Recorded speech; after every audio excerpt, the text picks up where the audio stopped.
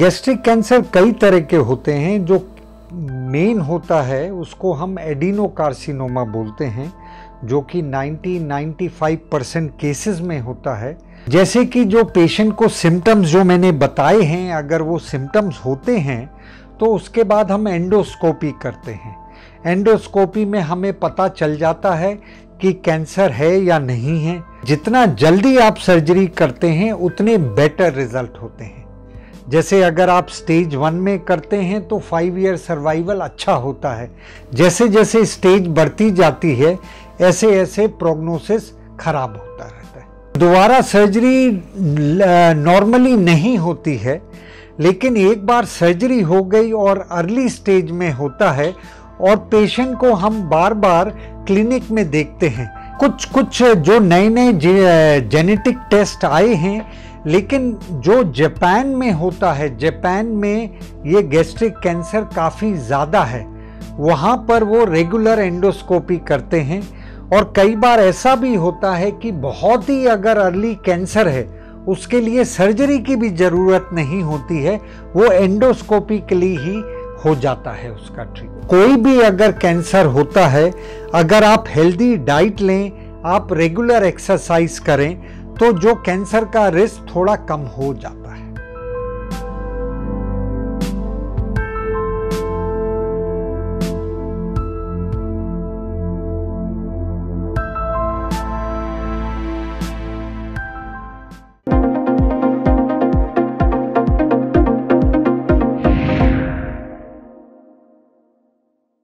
मैं डॉक्टर सौमित्र रावत हूँ। मैं चेयरमैन एंड हेड हूँ सर्जिकल गैस्ट्रोएंट्रोलॉजी और लिवर ट्रांसप्लांट का सर गंगाराम हॉस्पिटल में, और मैं मेंबर कोर्ट ऑफ एग्जामिनर हूँ royal college of surgeons of England का। सर, गैस्ट्रिक कैंसर क्या होता है? गैस्ट्रिक कैंसर होता है जो पेट होता है, पेट के अंदर जब कैंसर बनता है, कैंसर सेल ग्रो करते हैं, उसको गैस्ट्रिक कैंसर बोलते हैं। और ये कितने तरह का होता है?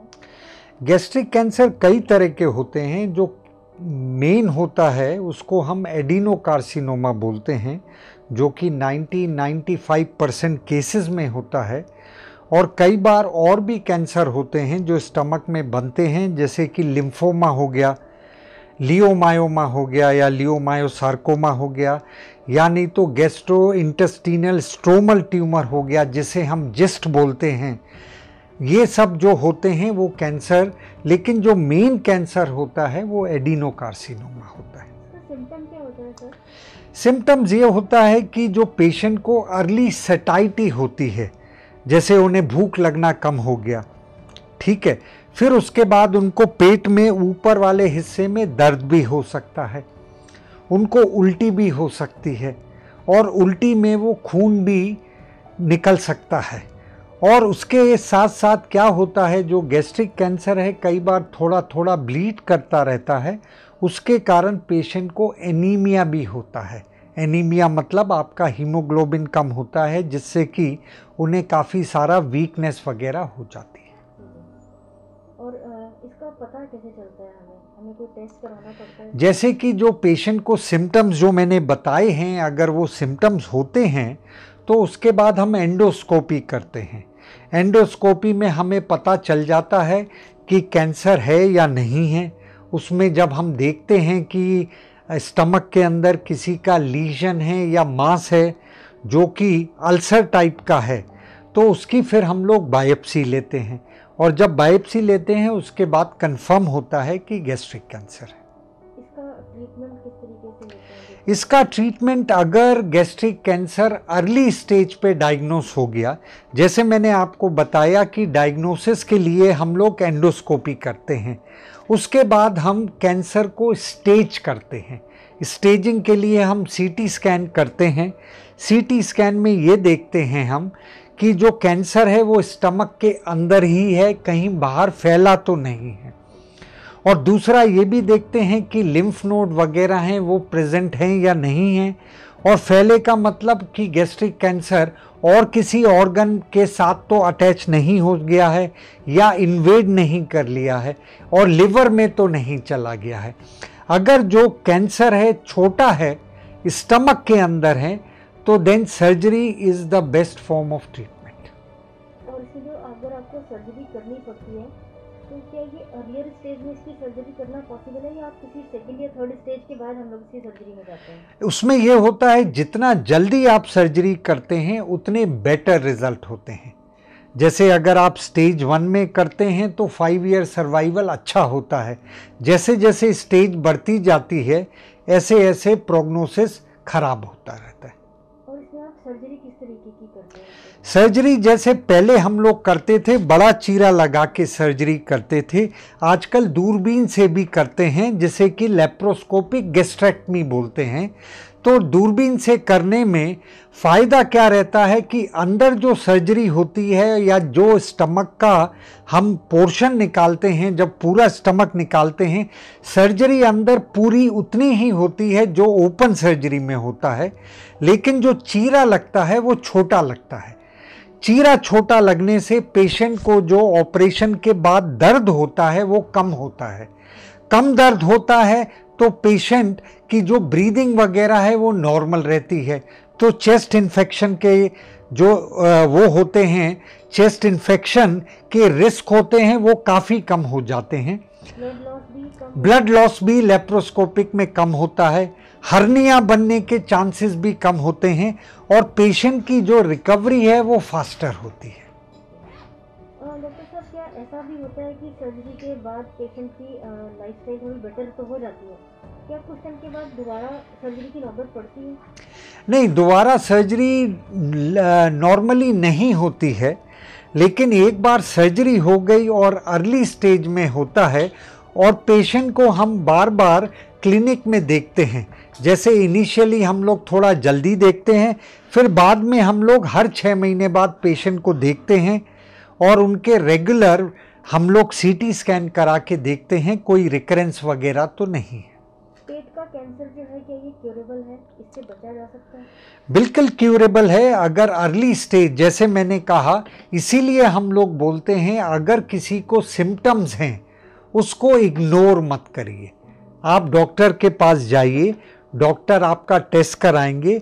अगर कैंसर है अर्ली स्टेज में डिटेक्ट हो जाता है तो वो क्यूरेबल है। अच्छा, इसके लिए कोई आप लोगों के पास या कोई ऐसा एडवांस टेस्ट अवेलेबल है जिससे हम मरीज को पहले ही देख सकें कि इसको प्रॉब्लम आने टाइम में प्रॉब्लम होगी या नहीं? कुछ जो नए नए जेनेटिक टेस्ट आए हैं, लेकिन जो जापान में होता है, जापान में ये गैस्ट्रिक कैंसर काफ़ी ज़्यादा है, वहाँ पर वो रेगुलर एंडोस्कोपी करते हैं।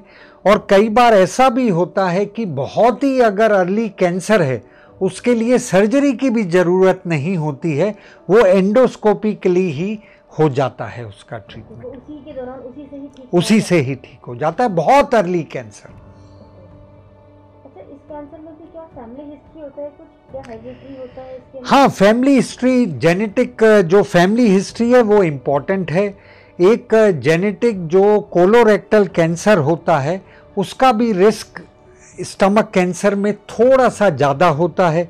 किसी का ब्लड ग्रुप अगर टाइप ए है उसमें थोड़ा रिस्क ज़्यादा होता है। किसी को एच पाइलोरी इन्फेक्शन हो उसमें भी स्टमक कैंसर ज़्यादा हो जाता है। और किसी की अगर स्टमक सर्जरी पहले हो कि आधा स्टमक निकला हो उसको भी रिस्क ज़्यादा होता है। और उसके बाद जैसे टोबैको स्मोकिंग, टोबैको चूइंग हुई, स्मोकिंग हुई, इसमें भी रिस्क थोड़ा ज़्यादा होता है। क्या ये एक लाइफस्टाइल डिजीज़ है? लाइफस्टाइल डिजीज़ एज सच नहीं बोलेंगे, लेकिन ये है कि कोई भी अगर कैंसर होता है, अगर आप हेल्दी डाइट लें, आप रेगुलर एक्सरसाइज करें तो जो कैंसर का रिस्क थोड़ा कम हो जाता है। इसमें आफ्टर सर्जरी क्या कीमो की ज़रूरत पड़ती है? वो डिपेंड करता है कि आप किस स्टेज पे कैंसर है। अगर बहुत अर्ली कैंसर है तो कीमोथेरेपी की ज़रूरत नहीं पड़ता है, लेकिन अगर एडवांस डिजीज़ है तो उसमें कीमोथेरेपी की ज़रूरत पड़ती है। सर, हमें ये कैंसर ना हो, क्या हमें उसके लिए अपना मेडिकल चेकअप, रूटीन चेकअप कुछ कराना चाहिए? ऐसा रूटीन चेकअप, वो रूटीन चेकअप वहीं होता है जहाँ पर ये डिजीज़ बहुत ज़्यादा प्रोमिनेंट है। जैसे कि आप देखेंगे जापान में वो लोग रेगुलर करते हैं, और जैसे इंग्लैंड में हैं वो कोलोरेक्टल कैंसर के लिए रेगुलर कोलोनोस्कोपी करते हैं। कोई भी जो मरीज होता है 55 साल से ज़्यादा की एज होती है उनकी रेगुलर कोलोनोस्कोपी होती है। ऐसा इसलिए क्योंकि वो उनका लाइफस्टाइल डिपेंड करता है उनके ऊपर। वो ये होता है कि वो वाला कैंसर वहाँ ज़्यादा पाया जाता है। जैसे इंडिया में भी श्रीनगर है, कश्मीर है, वहाँ पर स्टमक कैंसर थोड़ा ज़्यादा पाया जाता है। इसका रीज़न कई बार ऐसा भी होता है कि जिस तरह का वो खाना वगैरह खाते हैं, और दूसरा है एनवायरनमेंट का भी फ़र्क पड़ता है। और कई बार ये भी होता है जो जब ठंड से बचने के लिए जो गर्म थैली वगैरह भी लगाते हैं, तो ये सब बहुत सारे, इसीलिए मैंने कहा कैंसर के बहुत सारे कॉजेज़ होते हैं। लेकिन जो कॉजेज़ आपके ज़्यादा हैं, जैसे कि मैंने आपको बताया कि आप फूड में जैसे पैक्ड फूड होता है जिसमें कि नाइट्राइट ज़्यादा होता है, उसमें काफ़ी ज़्यादा रिस्क होता है। और जैसे एच पाइलोरी का इन्फेक्शन मैंने बताया, पहले आपकी स्टमक सर्जरी हुई है, तो ये जो होते हैं वो थोड़ा रिस्क आपका ज़्यादा बढ़ाते हैं। सर हमें योगा और एक्सरसाइज से कितना बेनिफिट मिलता है इसमें? देखिए, योगा और एक्सरसाइज और हेल्दी डाइट वो तो आपका हेल्थ वैसे ही इम्प्रूव करता है। और वो सारे कैंसर्स के लिए, कोई भी जीआई कैंसर हो, अगर आपका लाइफस्टाइल अच्छा रहेगा, आपकी हेल्दी डाइट रहेगी, रेगुलर एक्सरसाइज करेंगे, वो आपको बेनिफिट देगा। Thank you sir.